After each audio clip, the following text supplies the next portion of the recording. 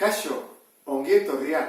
Buruketa hau irakurriko dugu eta ikusiko duzu banatzeko beste era bat ere badagoela. Eta horrela hasten da buruketa. Kirol batean 58 puntu banatuko dituzte saria bukatzeko behar den denborarekiko zati alderantziz proportzionaletan. Horrek esan edu, lehenengo puntu honetan, 58 puntu banatu behar dituztela. Eta zenbat eta denbora gehiago pasa, emango diote puntu gutxiago. Eta denbora gutxiago baldin bada, behar dutena puntu gehiago. Ezta? Alderantziz delako. Hemen jartzen bezala, alderantziz. Hiru kirolariek 4, 6 eta 12 minutu behar izan dituzte. Beraz, batek 4, bestak 6, bestak 12 minutu. Kalkulatu zenbat puntu jasoko dituen bakoitzak. Hortarako, banaketa egiteko eskema hau jarretuko genuke. Jartzen ditugu A, B, C, batzutan 4 ere honetezke, A, B, C, B, edo bi bakarrik A, B. Eta goian jartzen den zenbakia da banatu behar duguna. Kasu honetan, 58 puntuak. Eta gero hemen batu behar da, baina zatekin moduan. Eta aurkitzen dugunean, konstantea egiten dugu. Aurkitu dugun zenbaki hori, zati A, B eta C. Horran, hau, pixka bat zailagoa da, zatiketak egin behar ditugulako, ezta? Horran, hasiko bere egiten, zeintzu dira A, B eta C.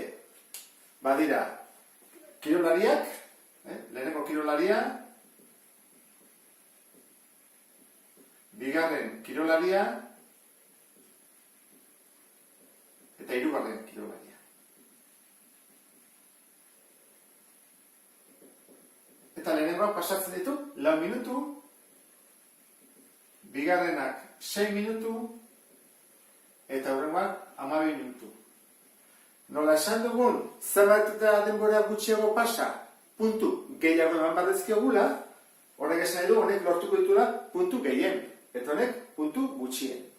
Erabediko dugu, eskema hori, jarriko dugu. Konstantea izango da. Zer banatu behar dugu? 58 puntu. Eta jarriko dugu hemen, erontara, ezta? Hiruak batutzeko. Horran bat izango da, 4 bat, bestia 6 bat, eta bestia 12 bat. 4, 6 eta 12, 4, 6 eta 12. Orain bat ditugu, batuketak.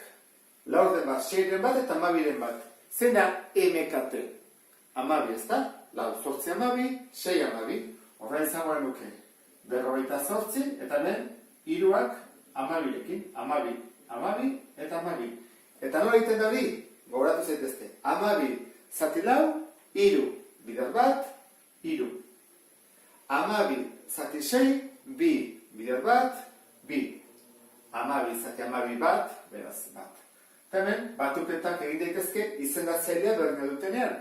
Orduan, geldituko zaigu, goian 58, eta behan, 3 gehi 2, gehi bat, 6, 12. Hemen dugu zatiketa baten zatiketa. Horra jarriko genuke. Probabilitate konstantea berdin. 58, eta honek, esan edu, zatiketa. Orduan da, 58 zati 6 12. Hori da jarriko duguna. Eta baina ez marraki, 2 puntokin. 58 zati, honek esan edu, zati 6 12. Eta hori zer bada, begin behar da, 58 bider 12, eta bat, bider 6 gogoratzen zaten, zatiketa, biderketa alderantziz egin behar dela. Horrein behar nuke, 58 bider 12, zati 6. Ezta? Orduan, zer batatatzen da? 96. Eta esango ez du, hori nola egiten da inazkar? Nik buruz egin dudana da, simplifikatu, 6 12 zenbat da? Biak 6-kin zatituta, erdi bat. Horra nik egin dut berez, haure. 58, zati erdi bat. Horrak, 58 bider 2, 96. Eta bat bider bat, bat. Horrela egitut. Ez baduzute simplifikatzen, bain barko zen duteke, bider 12, eta atertzen dena, zati 6. Horran ja badugu konstantea, 96. Nola jakin dezakegu bakutzari zenbat puntu tokazu daizkion? Begin barrira, zatiketak. Horra hartzen dut 96, eta egiten dut. 96 zati, 4. Hori da, lehenengoaren entzat. Bigarrenaren entzat. 96 zati, 6. eta azkenekoa da 96 zati 12. Bueno, 96 zati lau, 24 dira, horrak 24 puntu lehenengo hori. 96 zati 6, 16 puntu. Eta 96 zati 12, izan da horren erdia. Bikoitza da, hau doblea baren bada, hau erdia izan da. 8 puntu.